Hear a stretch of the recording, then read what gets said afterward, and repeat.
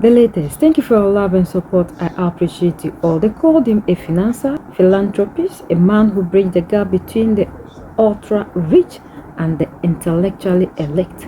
But as the vault doors of the US Justice Department crack open in 2026, darker narrative is emerging. We have known about the island. We have known about the names in the little black book. But there is a chapter being written right now that's he's much closer to home.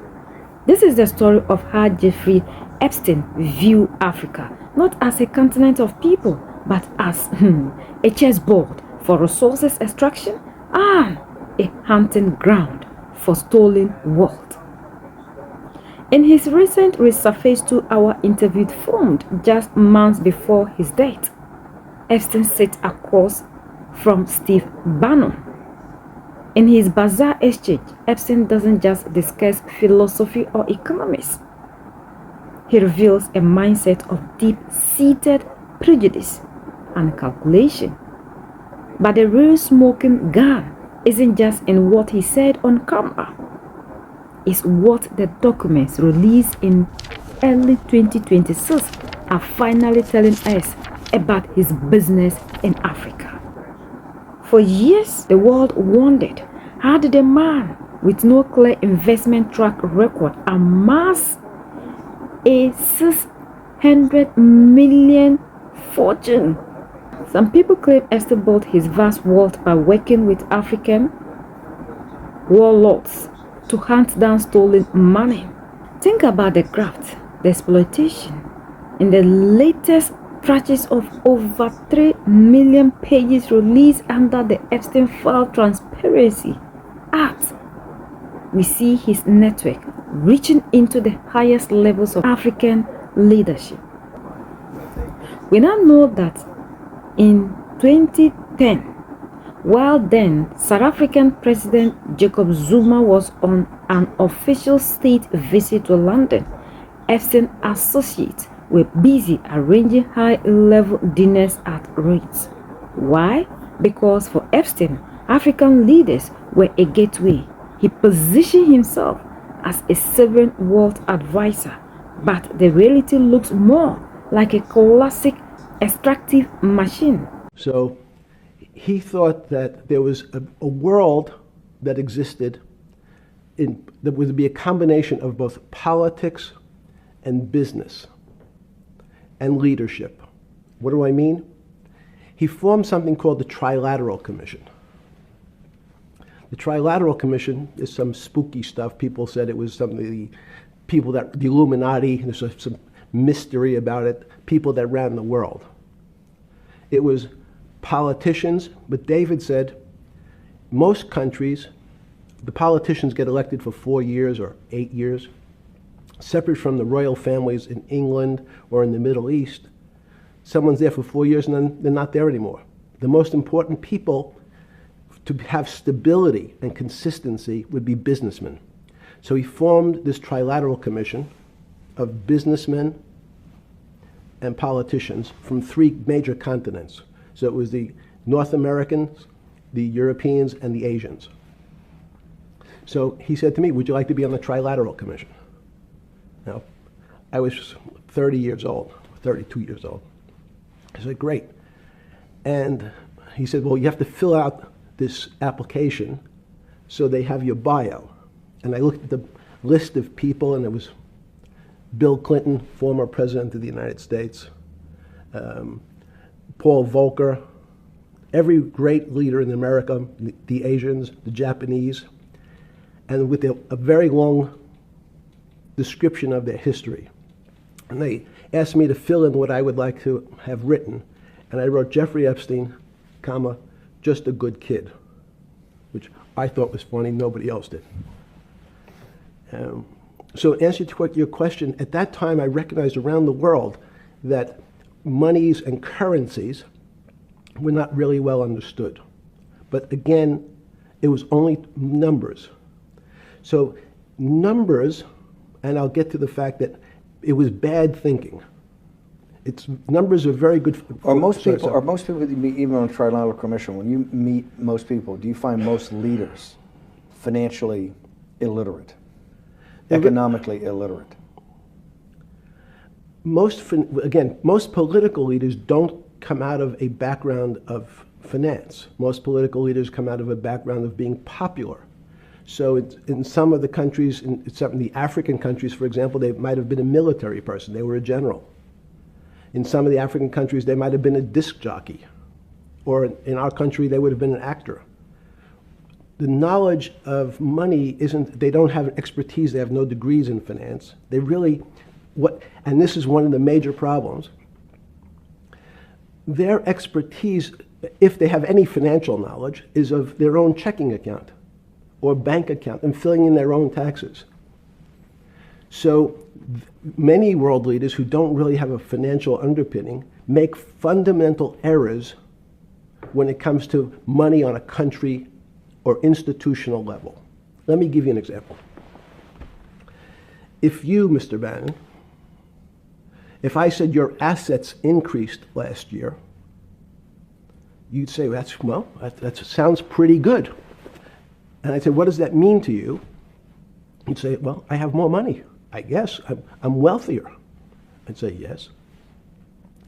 And if your debt increased, would you feel wealthier or poorer? You'd say, well, I don't want to have increased debt. I don't like the idea of that sound, increased debt.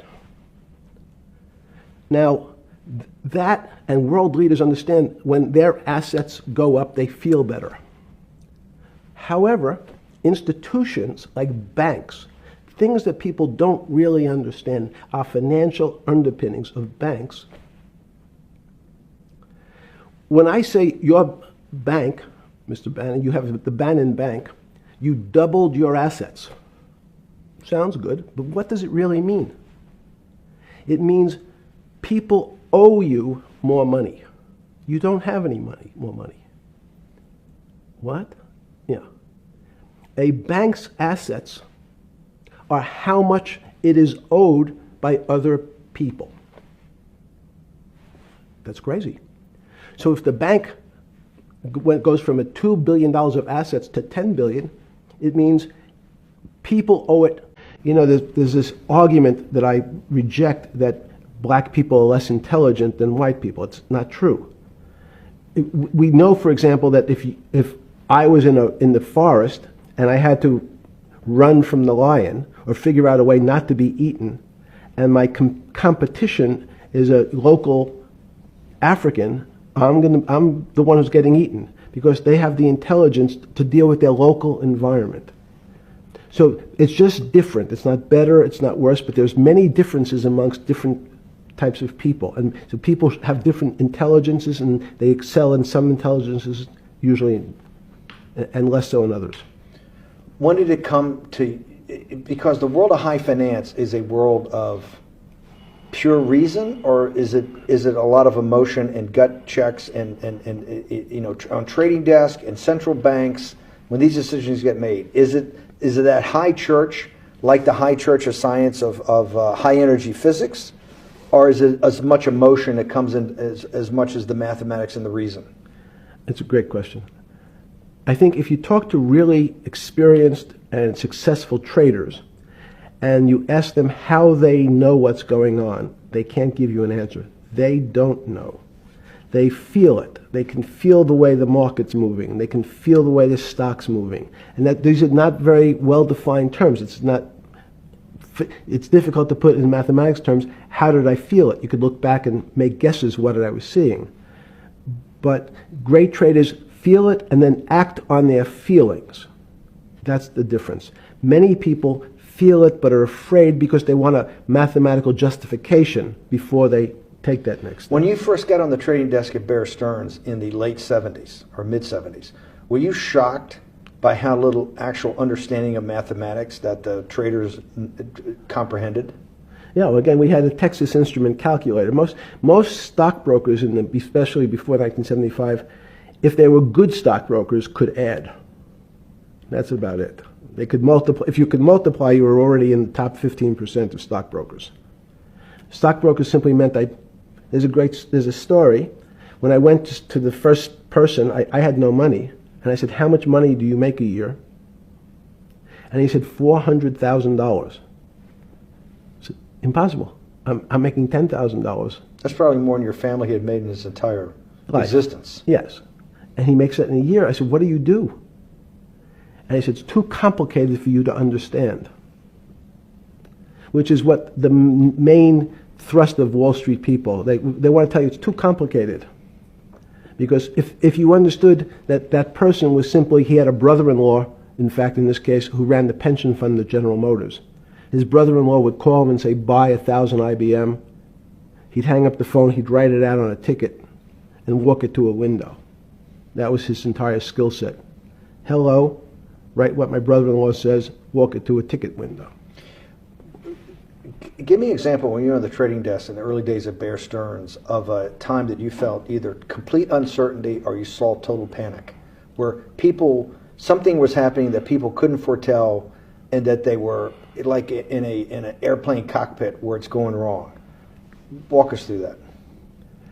In 1978, I think it was, across the news wires, there had been a collapse of the currency in Thailand. On the other side of the world, had no relationship to me. I wasn't sure where Thailand was. But the fact that a currency, a country's money, had all of a sudden dropped tremendously in value, affected the rest of the world's markets. And people panicked because they'd never seen that before. A very small part of a very complex system had a shock throughout the whole system. So prices on Park Avenue apartments, the bond markets, the stock markets, every started to gyrate. You know, there's an old mathematics expression that if a butterfly wings in Mexico make the wrong turn, it spins out, and eventually, by the time it gets to Canada, it turns into a tornado. So these are part of complex systems. So yeah, Wall Street in certain parts. Santa Fe Institute was supposed to actually come up with a formula for that, for the butterfly wings. Why in 15 years did you reach the end of at least that experiment? Every attempt to, that's why it's so exciting now, because I think certain people are starting to realize that there's so many things that are unexplainable that we have to think about them differently. He wasn't there to build. He was there to recover. Or perhaps, more accurately, to redirect. But the exploitation went beyond bank accounts. Survivor testimony, like that of Chanty Davis, revealed that Epstein used his private jets to ferry powerful Western figures, including former president, to Africa. They weren't there for diplomacy. Under the guise of humanitarian missions, the document suggests these trips were often playgrounds for the elites. Making the same patterns of abuse and leverage that Epstein used in New York and in the Caribbean. The pattern is clear. Use the leverage of debt, use the connections with warlords, and use the social blackmail of the client list to ensure that the natural resources sector remained, as critics call it, opaque, while African bank chiefs were calling for transparency in the natural resources sector to fund infrastructure. People like Epstein were operating in the shadow to ensure it never waves. This man doesn't just see the African leader as somebody who is intelligent. He sees African leaders as people who are there to manage a system that they do not have little knowledge, and they are there to be managed by the West that he thinks are more knowledgeable than us. It's like clearly telling us that these people are just there to be used for our benefit and nothing more. And that is the reason to which we are seeing our leaders in offices, yet we don't see any good outcome. Our leaders are a way of money to other people. While they are busy doing it in the dark, They forgot that the cameras were watching them. So all this love they show our leaders, their connections, moving closer to them, all these things doesn't mean they care for the African. Each time they shake hands and smile with our leaders, they have something that they are after. They have an ulterior motive that doesn't serve the African interest. And that we know very well. There are a lot of things that are coming up concerning our leaders. And for how long will these our leaders allow themselves to be in this category? Instead of us reclaiming our power. This man that met all of you and smiled and sweet talked to you, look at the perception he has concerning you. And sometimes when you hear people talk this way about you, our leaders in Africa, how do you feel? If you feel nothing, we the youth feel something. It hurts us. We want you to be leaders, commanding respect like other people, and not for you to be governing systems and you will be managed by other people. It's heartbreaking. We are the only ones that can set ourselves free. United we stand, divided we fall, and united we keep standing forever and ever. The greatest enemy of the African is mental slavery. So let's decolonize ourselves from mental slavery. Let's keep sharing to educate our brothers and sisters. Together we make Africa great for ourselves and the new generations that are going to come. So that's the latest around the world. In the United States of America.